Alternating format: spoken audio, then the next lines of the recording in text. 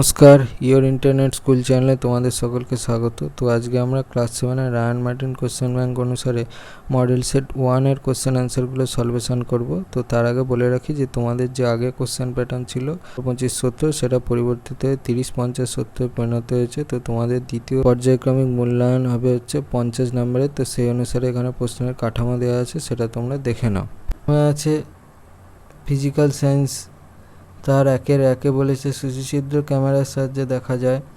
Option A ছায়া, option B প্রতিকৃতি, option C প্রতিবিম্ব, অপশান ডি উপচ্ছায়া। সঠিকটা হচ্ছে অপশান বি প্রতিকৃতি। তারপর 1-2 বস্তুকে আলোক উৎসের কাছে নিয়ে গেলে ছায়ার আকার অপশান এ বড় হবে, অপশান বি ছোট হবে, অপশান সি একই থাকবে, অপশান ডি কিছুই হবে না। সঠিকটা হচ্ছে অপশান এ বড় হবে। তারপর বেশ বান্ধব শক্তি নয়।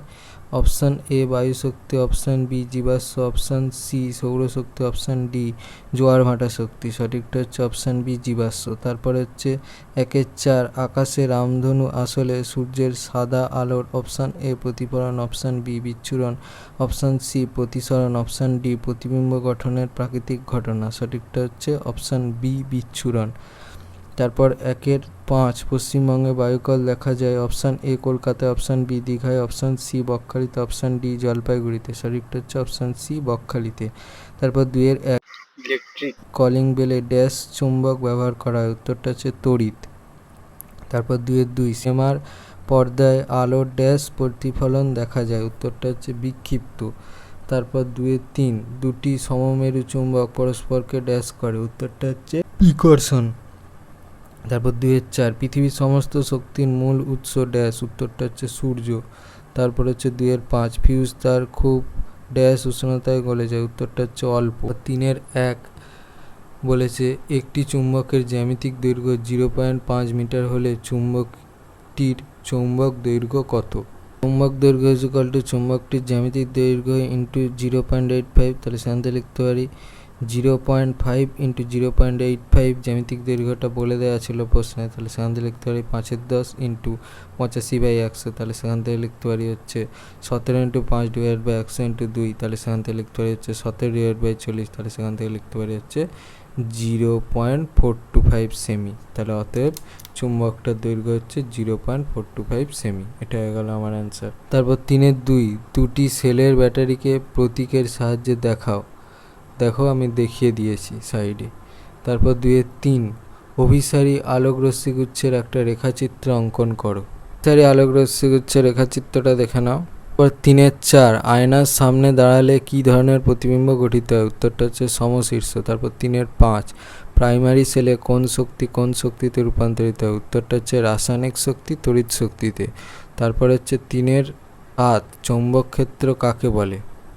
একটি চুম্বকের সংলগ্ন যতখানি অঞ্চল জুড়ে তার আকর্ষণী বা বিকর্ষণী ক্ষমতা কার্যকরী থাকে সেই অঞ্চল বা স্থানকে বলা হয় চুম্বকটির চৌম্বক ক্ষেত্র। তারপর 4-1 নিয়মিত ও বিক্ষিপ্ত প্রতিফলনের মধ্যে পার্থক্য লেখো। বিষয় নিয়মিত প্রতিফলন আর বিক্ষিপ্ত প্রতিফলন। তলের মসৃণতা, প্রতিফলক তল মসৃণ হওয়া প্রয়োজন, প্রতিফলক তল অমসৃণ হওয়া প্রয়োজন।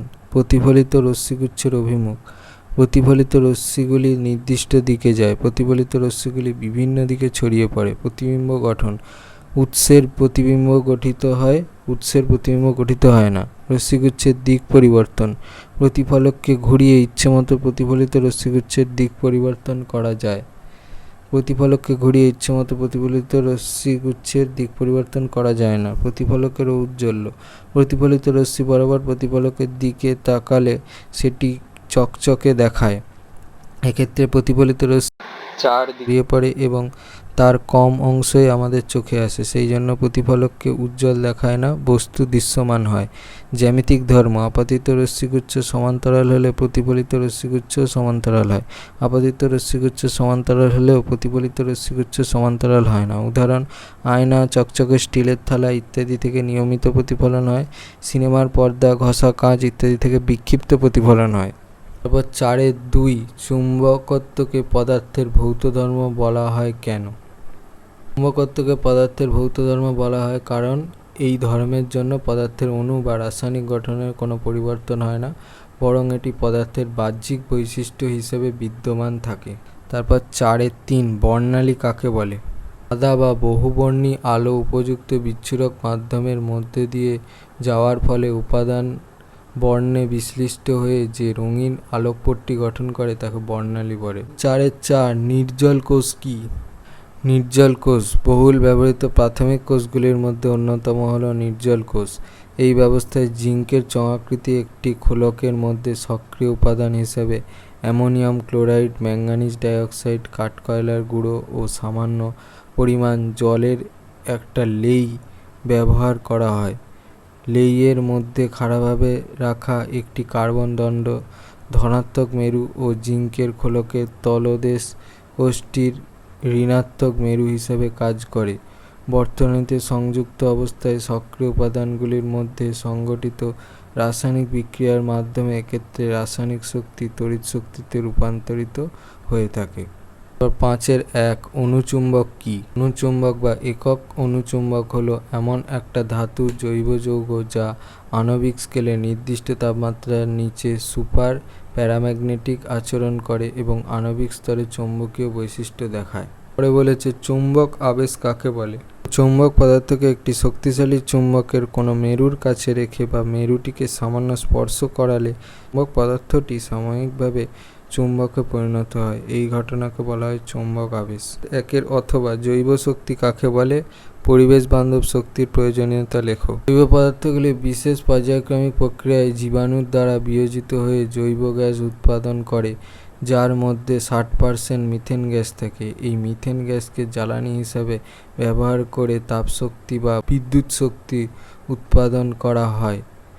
এই শক্তিকেই জৈব শক্তি বলে। পরিবেশ বান্ধব শক্তির প্রয়োজনীয়তা বর্তমান বিশ্বে জ্বালানি সংকট ও জলবায়ু পরিবর্তন একটি গুরুত্বপূর্ণ সমস্যা হয়ে দাঁড়িয়েছে। প্রাকৃতিক সম্পদের সীমিততা এবং পরিবেশ দূষণের কারণে জীবাশ্ম জ্বালানির উপর নির্ভরতা কমিয়ে পরিবেশ বান্ধব শক্তির দিকে ঝুঁকতে হচ্ছে। পরিবেশ বান্ধব শক্তি বলতে বায়ু, সৌর, জল ও জৈব জ্বালানির মতো পুনর্নবীকরণযোগ্য শক্তিকে বোঝায়, যা প্রকৃতির ক্ষতি না করেই দীর্ঘমেয়াদে টেকসই উন্নয়ন নিশ্চিত করতে পারে। পরিবেশ বান্ধব শক্তির প্রয়োজনীয়তা। পরিবেশ সংরক্ষণ।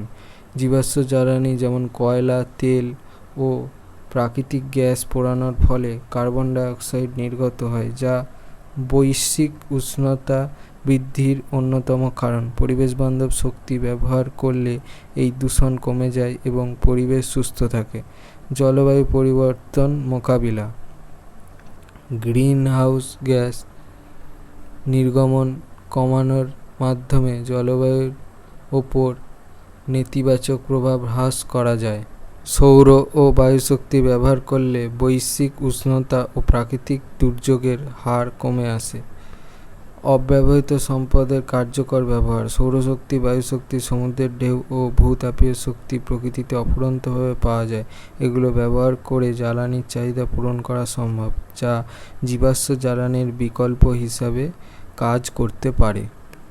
তারপর 5.2 লঘু থেকে ঘন মাধ্যমে এবং ঘন মাধ্যম থেকে লঘু মাধ্যমে আলোকরশ্মির প্রতিসরণের ঘটনা চিত্রের মাধ্যমে দেখাও। আলোকরশ্মি লঘুতর মাধ্যম যেমন বায়ু থেকে ঘনতর মাধ্যম যেমন কাঁচ, জল প্রবেশ করলে প্রতিসৃত রশ্মিটি অবিলম্বের দিকে সরে আসে, অর্থাৎ আপাতন কোণ PON-I, প্রতিসরণ কোণ QON-R এর চেয়ে বড় হয়। এখানে O হলো আপাতিত রশ্মি, OQ হলো প্রতিসৃত রশ্মি এবং ON হলো আপাতন বিন্দু O তে অঙ্কিত অবিলম্ব। আলোকরশ্মি ঘনতর মাধ্যম যেমন কাঁচ থেকে লঘুতর মাধ্যমে যেমন বায়ুতে প্রবেশ করলে প্রতিসৃত রশ্মিটি অবিলম্ব থেকে দূরে সরে যায়, অর্থাৎ আপাতন কোণ PON-I প্রতিসরণ কোণ QON-R এর চেয়ে ছোট হয়। ছবিটা দেখে নাও, ছবিগুলো পেন্সিলে আঁকবে। এটা তো দ্বিতীয় ছবিটা, এটা প্রথম ছবি। দুটো ছবি দেখে নাও, দুটো ছবি পেন্সিলে আঁকবে। 5.2 অথবা একটি বদ্ধ বর্তনীর রেখাচিত্র অঙ্কন করো, যেখানে আছে একটা ব্যাটারি, একটা বৈদ্যুতিক বাতি, একটি সুইচ এবং তার। এই রেখাচিত্রটা দেখে নাও। 5.3 ফিউজ তার কি? বর্তনীতে এটি কেন ব্যবহার করা হয়? বৈদ্যুতিক লাইনে চীনামাটির হোল্ডারে নিম্ন গলনাঙ্কের কিন্তু উচ্চ রোধ সম্পন্ন একটি পরিবাহী তার রাখা হয়, একে ফিউজ তার বলে। এই তার সীসা ও টিনের সংকর ধাতু দ্বারা তৈরি। এর মধ্যে দিয়েই তড়িৎ ওই বর্তনীতে প্রবেশ করে। ফিউজ তারের কার্যনীতি। ফিউজ হলো তড়িৎ বর্তনীতে ব্যবহৃত একটি সুরক্ষামূলক ব্যবস্থা। তারটির উপাদানের গলনাঙ্ক খুব কম এবং রোধ যথেষ্ট উচ্চমানের হয়। বর্তনীর কোনো অংশে যে কোনো কারণে তড়িৎ প্রবাহ মাত্রা অনুমোদনযোগ্য সর্বোচ্চ মানের বেশি হলে ফিউজ তার খুব উত্তপ্ত হয় এবং সহজেই গলে গিয়ে বর্তনী ছিন্ন হয়। ফলে বর্তনী বা ব্যবহৃত দামি বৈদ্যুতিক যন্ত্রগুলি অতিরিক্ত তাপের প্রভাবে ক্ষতিগ্রস্ত হওয়ার হাত থেকে রক্ষা পায়। নষ্ট হয়ে যাওয়া ফিউজ তারটি পাল্টে দিলে বর্তনী ও সংশ্লিষ্ট যন্ত্রটি আবার ব্যবহারের উপযোগী হয়। 5-3 অথবা এলইডি কি? এলইডি ব্যবহারের সুবিধাগুলি লেখো। এলইডি হলো বিশেষ এক প্রকার ইলেকট্রনিক উপকরণ অর্ধপরিবাহী যা তড়িৎ শক্তিকে সরাসরি দৃশ্যমান আলোক শক্তিতে রূপান্তরিত করতে পারে। সাধারণত এগুলি গ্যালিয়াম আর্সেনাইড, ইন্ডিয়াম ফসফাইড ইত্যাদি অর্ধপরিবাহী উপাদান দ্বারা গঠিত হয়। দৃশ্যমান এলইডিগুলি সাধারণত লাল, সবুজ, কমলা এই 3 রঙের পাওয়া যায়। ব্যবহার: ইন্ডিকেটর বাতি, ক্যালকুলেটর ও ডিজিটাল হাতঘড়ির ডিসপ্লে, ওয়েব, ওভেন, অ্যালার্ম ঘড়ি, স্বয়ংক্রিয় নিয়ন্ত্রণ অর্থাৎ রিমোট কন্ট্রোল ইত্যাদি ব্যবস্থায় এটি বহুল পরিমাণে ব্যবহৃত হয়। এলইডি এর বৈশিষ্ট্যগুলি হলো: এলইডি এমন একটি ইলেকট্রনিক উপকরণ যা তড়িৎ শক্তিকে আলোক শক্তিতে রূপান্তরিত করে। এতে কোনো ফিলামেন্ট থাকে না। এলইডি অত্যন্ত কম বিভব প্রভেদে কাজ করে। এর মধ্যে দিয়ে খুব কম তড়িৎ প্রবাহ হলেই আলো দেয়, ফলে এর দ্বারা ব্যয়িত বিদ্যুৎ শক্তির পরিমাণও কম। এলইডি এর দাম কম, আকারে ছোট, ওজনে হালকা ও দীর্ঘ আয়ু সম্পন্ন হয়। সাধারণত এলইডি এর একটি প্রান্ত দৈর্ঘ্যে বড় ও অন্য প্রান্তটি দৈর্ঘ্যে ছোট হয়। এই দৈর্ঘ্যে বড় প্রান্তটি ধনাত্মক এবং ছোট প্রান্তটি ঋণাত্মক মেরুকে নির্দেশ করে। চলে আসছি লাইফ সায়েন্স পোর্শনে। তো প্রথমে বলেছে 1 পত্রফলকের একটি কাজ লেখো। ফলকের একটা কাজ হচ্ছে খাদ্য প্রস্তুত করা। এইবার 2 জেকবসন্স অর্গান কোন প্রাণীর বিশেষ অঙ্গ এবং কেন? বিভিন্ন প্রাণীর দেহ থেকে নানান উদ্বায়ী যৌগের অণু বাতাসের মধ্যে দিয়ে ছড়িয়ে পড়ে। সাপের জিভে সেই সব যৌগের অণুরা আটকে যায়। তারপর সাপ মুখের মধ্যে জিভটা ঢুকিয়ে নিয়ে উপরের তালুতে ঠেকায়। সেখানে থাকে একটি বিশেষ অঙ্গ, একে বলা হয় জেকবসন্স অর্গান। সাপ যখন জিভটা সেখানে ঠেকায় তখন সেই গন্ধের অণুগুলো তার মস্তিষ্কে উদ্দীপনা সৃষ্টি করে। সেই থেকে সাপ চারপাশের পরিবেশ সম্বন্ধে জানতে পারে। 3 গাছের গুঁড়ি থেকে পরিবেশ দূষিত হয় কিনা কিভাবে বুঝবে? গাছের গুঁড়িতে যদি লাইকেন জন্মাতে দেখা না যায় তাহলে বোঝা যাবে ওই অঞ্চলের পরিবেশ দূষিত। 4 ওআরএস এর সম্পূর্ণ নাম কি? ওআরএস এর সম্পূর্ণ নাম হচ্ছে ওরাল রিহাইড্রেশন সলিউশন। 5 পাখির দ্বারা পরাগমিলন হয় এমন 2টি উদ্ভিদের উদাহরণ দাও। উত্তরটা হচ্ছে তাল, চাঁপা।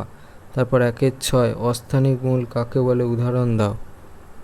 যাদের কোনো প্রধান মূল নেই তাদের কাণ্ডের গোড়া থেকে অনেকগুলো মূল একসঙ্গে গোছা করে বের হয়। কখনো কখনো পাতা বা কাণ্ড থেকেও মূল বের হয়, এদের অস্থানিক মূল বলে। ধান, পাথরকুচি বা ঘাসে এই ধরনের মূল দেখা যায়। তারপর 2 মূলের ডগার টুপির মতো অংশটি হলো মূলত্র। তারপর 2 ফুলের ড্যাশ অংশ ফলে এবং ড্যাশ অংশ বীজে পরিণত হয়। তাহলে প্রথম ড্যাশ হবে ডিম্বাশয়, দ্বিতীয় ড্যাশ হবে ডিম্বক। তারপর 3 বদ্ধ নর্দমা বা সেপটিক ট্যাঙ্কে যে বিষাক্ত গ্যাস জমে থাকে তা হলো H2S। তারপর 4 একটি গুচ্ছিত ফলের উদাহরণ হলো ড্যাশ, উত্তরটা হবে আনারস। তারপর 5 মানুষের জন্য উপকারী এমন একটি পোকার নাম হলো ড্যাশ, উত্তরটা হবে রেশম কীট। তারপর 6 পতঙ্গের দেহস্থিত নাইট্রোজেন গঠিত উপাদান সংগ্রহ করে ড্যাশ পাতা, উত্তরটা হবে কলসপত্রীর পাতা। তারপর 3 একটা আদর্শ মূলের কয়টি অংশ ও কী কী? একটা আদর্শ প্রধান মূল সাধারণত 4টি অংশ নিয়ে গঠিত, যথা মূলত্র অঞ্চল, বর্ধনশীল অঞ্চল, মূলরম অঞ্চল, স্থায়ী অঞ্চল। মূলত্র অঞ্চল প্রধান মূল ও তার শাখা প্রশাখা মূলগুলি অগ্রভাগে যে টুপির মতো ঢাকনা বা আবরণ থাকে তাকে মূলত্র বলা হয়। মূলের যে অঞ্চলে মূলত্র থাকে তাকে মূলত্র অঞ্চল বলে। কেয়া গাছে বহুযোজী মূলত্র, কচুরিপানা উদ্ভিদের মূলের আগায় আলগা ধরনের টুপির মতো মূল জেব থাকে। কাজ মূল যখন মাটি ভেদ করে মাটির নিচে প্রবেশ করে মূলত্র অংশ, তখন মূলের নরম অগ্রভাগটিকে মাটির ঘর্ষণজনিত আঘাত থেকে রক্ষা করে। মূলত্রের বাইরের অংশ থেকে নির্গত পিচ্ছিল রস মাটিকে নরম করে এবং মূলকে সহজে মাটির মধ্যে প্রবেশ করতে সাহায্য করে। তারপর বর্ধনশীল অঞ্চল বা বর্ধিষ্ণু অঞ্চল। মূলত্র অঞ্চলের ঠিক পেছনের দিকে নরম ও মসৃণ অংশ নিয়ে যে অঞ্চলটি গঠিত হয় তাকে বর্ধনশীল অঞ্চল বলে। কাজ মূলের দৈর্ঘ্য বৃদ্ধি ঘটায়। মূলরম অঞ্চল বর্ধিষ্ণু অঞ্চলের ওপরের দিকে অবস্থিত এককোষী মূলরম বিশিষ্ট অঞ্চলকে মূলরম বলে। এই অঞ্চলের চারপাশ থেকে অসংখ্য সরু সরু এককোষী মূলরম জন্মায়। কাজ মাটি থেকে জল ও খনিজ লবণ সংগ্রহ করে। উদ্ভিদকে মাটির সঙ্গে দৃঢ়ভাবে আবদ্ধ রাখে। আর স্থায়ী অঞ্চল মূলরম অঞ্চলের ওপরের দিক থেকে শুরু করে কাণ্ডের নিচ পর্যন্ত বিস্তৃত অঞ্চলকে স্থায়ী অঞ্চল বলে। এই অঞ্চলে শাখা প্রশাখা মূল থাকে। কাজ শাখা প্রশাখা মূল উৎপন্ন করা। এর প্রধান কাজ শাখা প্রশাখা মূল উদ্ভিদকে মাটিতে আবদ্ধ রাখতে সাহায্য করে। এই অঞ্চলের মাধ্যমে মূল দ্বারা শোষিত জল কাণ্ডে পৌঁছয়। ছবিটা দেখে নাও। ছবিটার বিভিন্ন অংশ চিহ্নিত করা আছে, সেগুলো দেখে নাও। ছবি পেন্সিলে আঁকতে হবে, চিহ্নিত করানো পেন্সিলে করতে হবে। আর ছবিটা আঁকার পর নিচে লিখতে হবে একটি আদর্শ মূলের বিভিন্ন অংশ। 3.2 ফেরোমন কি? এঁচোড়কে কেন যৌগিক ফল বলে? জীবজগতে পোকামাকড়, হাতি, বাঘ সহ অন্যান্য তৃণভোজী ও মাংসাশী প্রাণীদের প্রজননে বিভিন্ন ধরনের উদ্বায়ী রাসায়নিক পদার্থের অর্থাৎ ফেরোমন গুরুত্ব অপরিসীম। পরীক্ষায় দেখা গেছে যে কিছু প্রজাতির পুরুষ মথেরা স্ত্রী মথের দেহ নিঃসৃত ফেরোমনের গন্ধে কয়েক কিলোমিটার দূর থেকে উড়ে এসে হাজির হয়। এত কম সংখ্যক অণু থাকলেও পুরুষ মথ তা এত দূর থেকে ধরতে এবং চিনে নিতে পারে যে তা আমাদের কাছে অকল্পনীয়। উদ্ভিদের সমগ্র পুষ্পমঞ্জরি একটি ফল গঠন করলে তাকে যৌগিক ফল বলে। এই কারণে এঁচোড়কে যৌগিক ফল বলা হয়। 3.3 একটি আদর্শ ফুলের পুংকেশর এবং গর্ভকেশর এর বিভিন্ন অংশগুলির নাম লেখো। তোমরা দেখো, জবা ফুলের ভেতর থেকে একটা কালচে লাল রঙের লম্বা সরু দড়ির মতো অংশ বেরিয়েছে। তার মাথায় 5টি ভাগ, প্রতিটি অংশের ওপরটা ফুটকির মতো দেখতে। এই 5 মাথাওয়ালা অংশটা একটু নিচে। ওই সরু দড়িটার চারপাশে কিছুটা অংশে অনেকগুলো গে আছে বলে মনে হচ্ছে। এবার ওইগুলো একটাকে খুব সাবধানে নিয়ে দেখো তো কি কি দেখতে পাচ্ছ। একটা সরু সুতো, আর তার মাথায় ঠিক বাংলার 5-এর মতো দেখতে একটা থলি। এই থলির মতো অংশটাকে বলে পরাগধানী, আর সরু সুতোর মতো অংশটা হচ্ছে পুংদণ্ড। ভালো করে লক্ষ্য করো, ওই থলির মধ্যে হলুদ রঙের পাউডারের মতো আছে, এগুলো হলো পরাগরেণু। সরু সুতো আর তার মাথায় থাকা পরাগধানী একসঙ্গে বলে পুংকেশর। জবা ফুলে দেখো অনেকগুলো পুংকেশর একসঙ্গে থাকে, এদেরকে একসঙ্গে পুংকেশর চক্র বলে। আর খুব ধীরে ধীরে ওই সরু লাল দড়িটার উপরে 5 মাথাওয়ালা অংশটা থেকে নিচের দিকে বাইরের লাল পাতলা অংশটা ছাড়িয়ে ফেলো। ভিতরে একটা সাদা অংশ দেখতে পাবে। এবার খুব মন দিয়ে দেখো, সাদা অংশটার ভিতরে একটা খুব সরু সুতোর মতো আছে। এই সুতোটার মাথায় একটা 5 মাথা, আর একেবারে নিচে খুব ছোট অনেকটা ডিমের আকারের একটা অংশ। ওই ছোট ডিমের আকারের অংশটা হচ্ছে গর্ভাশয় বা ডিম্বাশয়। আর এর মাথা থেকে যে সরু সুতোর মতো লম্বা অংশ বেরিয়েছে এটি গর্ভনালী বা গর্ভদণ্ড। এর মাথায় যে 5টি ফুটকির মতো অংশ রয়েছে সেগুলোকে বলে গর্ভমুণ্ড। গর্ভাশয়টাকে ফাটিয়ে দেখো, অনেকটা ছোট দানার মতো অংশ দেখতে পাবে, এগুলোকে বলে ডিম্বক। গর্ভাশয়, গর্ভদণ্ড, গর্ভমুণ্ড এদের একসঙ্গে বলে গর্ভকেশর। আর ফুলের সবকটা গর্ভকেশরকে একসঙ্গে বলে গর্ভকেশর চক্র। 4.1 মৃদভেদী অঙ্কুরোদ্গম এবং মৃদবর্তী অঙ্কুরোদ্গম। বিষয় মৃদবর্তী অঙ্কুরোদ্গম আর মৃদভেদী অঙ্কুরোদ্গম। অবস্থান: এই অঙ্কুরোদ্গমে বীজ, বীজত্বক ও বীজপত্র সমেত মাটির নিচে অবস্থান করে।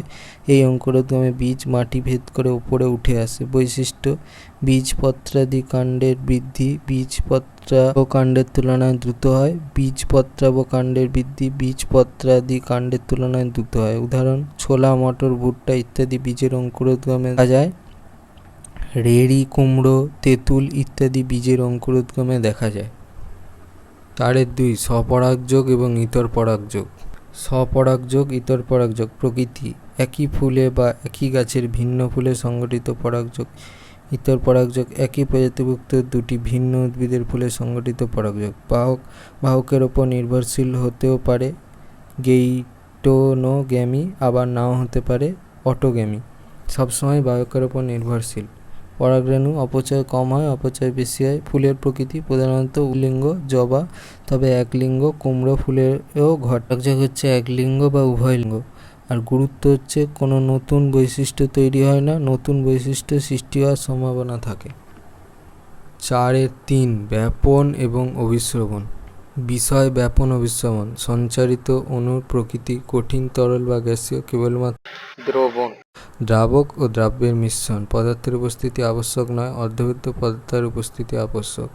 অণু প্রবাহের অভিমুখ: অধিক ঘনত্বের অঞ্চল থেকে কম ঘনত্বের অঞ্চলের দিকে, লঘু দ্রবণ থেকে গাঢ় দ্রবণের দিকে দ্রাবক অণুর সঞ্চারণ ঘটে। গুরুত্ব: জীবদেহে গ্যাসীয় পদার্থের আদান প্রদান, উদ্ভিদদেহে খাদ্য পরিবহন প্রভৃতি। উদ্ভিদদের জল শোষণ ও পরিবহন, নুন মাখিয়ে কাঁচা মাছ ও মাংস সংরক্ষণ প্রভৃতি। 4.4 একক পত্র এবং যৌগিক পত্র। বিষয় সরল বা একক পত্র, যৌগিক পত্র। প্রকৃতি: অখণ্ডিত বা আংশিকভাবে খণ্ডিত একটি মাত্র পত্রফলক দ্বারা গঠিত পাতা।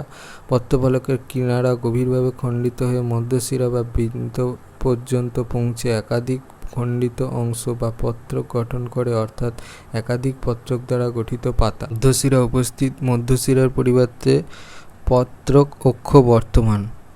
মুকুল: পত্রের কক্ষে মুকুল থাকে, পত্রকের কক্ষে মুকুল থাকে না। উপপত্র: পত্রের মূলের উপপত্র থাকতেও পারে, নাও থাকতে পারে। পত্রকের মূলে কখনোই উপপত্র থাকে না। উদাহরণ: আম, জবা, কাঁঠাল প্রভৃতি পাতা, তেঁতুল, গোলাপ, লেবু প্রভৃতি পাতা। 5.1 একটা চিহ্নিত চিত্র অঙ্কন করে আমের গঠনের বিভিন্ন অংশগুলি চিহ্নিত করো। ওটা দেখে নাও আর চিহ্নিতকরণগুলো দেখে নাও। 5.2 একটা আদর্শ পাতার চিত্র অঙ্কন করে বিভিন্ন অংশগুলি চিহ্নিত করো। চিত্রটা দেখে নাও আর বিভিন্ন অংশগুলো চিহ্নিত করা আছে দেখে নাও। পত্রাগ্র, উপশিরা, শিরা, পত্রবিন্দু, উপপত্র, পত্রমূল, মধ্যশিরা, পত্র প্রান্ত। যদি ভিডিওটা ভালো লাগে থাকে তাহলে ভিডিওটাকে অবশ্যই লাইক করে দিও এবং আমাদের চ্যানেলটাকে অবশ্যই সাবস্ক্রাইব করে দিও। এই ধরনের ভিডিও নোটিফিকেশান জলদি পেতে হলে আমাদের চ্যানেলটাকে সাবস্ক্রাইব করার পাশাপাশি পাশে থাকা বেল আইকনে গিয়ে অবশ্যই ক্লিক করে দিও, যাতে করে ভিডিও আপলোড হওয়ার সাথে সাথেই তোমরা তার নোটিফিকেশান পেয়ে যাও। আর দেখবে ভিডিওর ডিসক্রিপশানে আমাদের টেলিগ্রাম এবং হোয়াটসঅ্যাপ গ্রুপের লিঙ্ক দেওয়া আছে, সেখানে তোমরা জলদি জয়েন হয়ে যাও এই সমস্ত কোশ্চেন অ্যান্সার সলভেশনের পিডিএফ এবং বিভিন্ন সাজেশনের পিডিএফগুলো কালেকশন করার জন্য। তো আজকের মতো ভিডিওটা এই পর্যন্তই, দেখা হচ্ছে পরবর্তী ভিডিওতে।